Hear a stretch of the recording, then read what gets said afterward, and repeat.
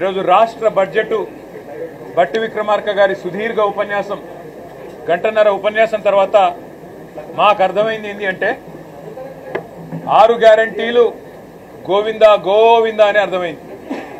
6 గ్యారెంటీలు మర్చిపోయినారు, తిలోదకాలు ఇచ్చినారు.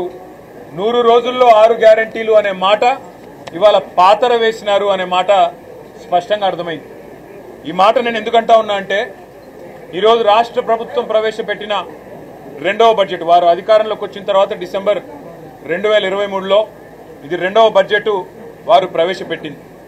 ఈ రెండవ బడ్జెట్ చూసిన తర్వాత రాష్ట్ర వ్యాప్తంగా ఉండే మహిళలు 2500 రూపాయలు 100 రోజుల్లో ఇస్తామని చెప్పి ఏ హామీ ఇచ్చైతే మహిళల ఓట్లు వేయించుకొని గెలిచినారో వారందరూ కూడా ఇవాళ పూర్తి స్థాయిలో హతాశులైపోయిన పరిస్థితి. అదేవిధంగా రాష్ట్రంలోని పెద్ద మనుషులు 4000 రూపాయల పెన్షన్ 100 రోజుల్లో వస్తుందని ఎదురు చూసిన వారందరికీ కూడా ఈరోజు దాదాపు 500 రోజుల తర్వాత గోవిందా గోవిందా 4000 పెన్షన్ అనేది అర్థమైపోయిన పరిస్థితి. ఇంకొక మాటలో చెప్పాలి అంటే ఈ బడ్జెట్లో ఇచ్చిన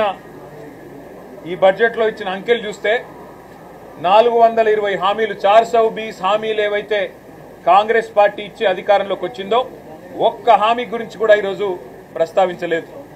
6